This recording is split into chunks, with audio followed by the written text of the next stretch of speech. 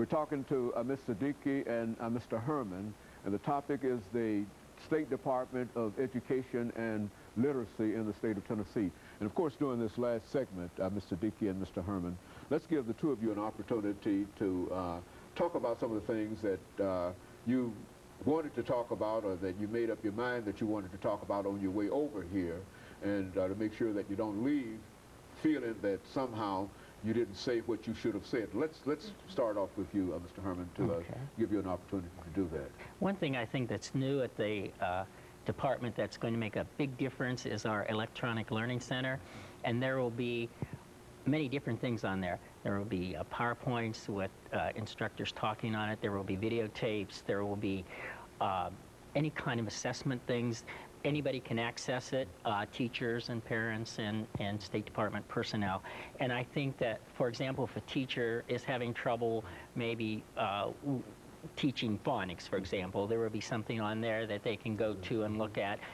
It's going to be huge. It's just starting out small now, but we're planning on putting a lot of different things on the Electronic Learning Center, and I think it's really going to be excellent. And so that's what they're going to call it, the Electronic Learning ELC, Center. yes, and it will be something that will be highly used, I believe, and as we grow and people learn about it, I think it's going to become a real educational resource in Tennessee. I think it's going to be excellent. So I think that's one thing that's a major change in what we're doing at the State Department.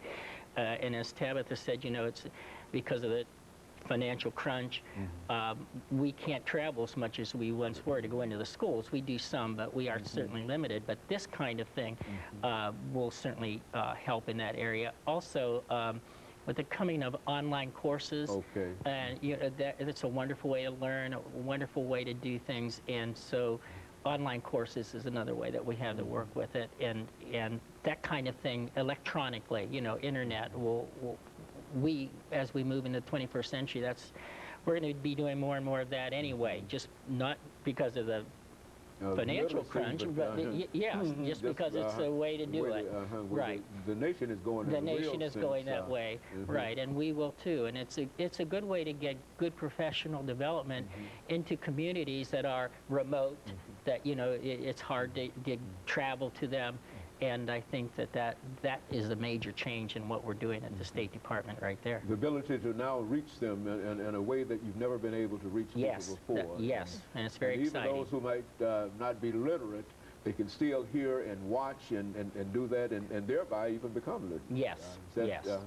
And teachers can stay up on the latest professional development in their areas. You know, it's something that we did not have access to before. So it is very exciting.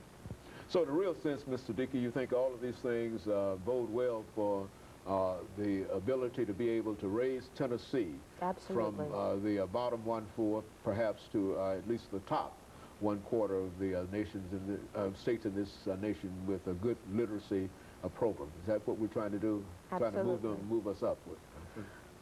The division I work in is the Office of Early Learning, and it houses Even Start, which is my program. We have Head Start with Janet Coscarelli.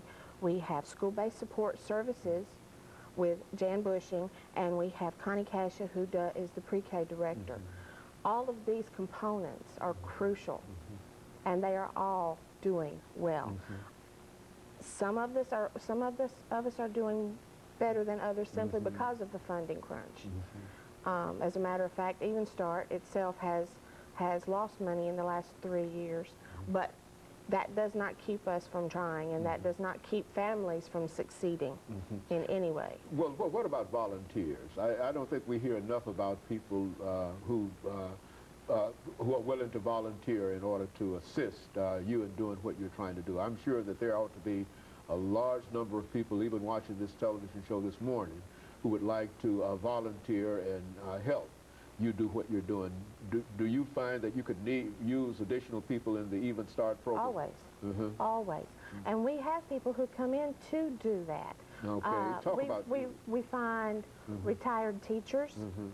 As a matter of fact, because of the way Even Start is set up, the parents come in and do that as well. They volunteer, they help with their children, they help with other people's children, with reading, with learning.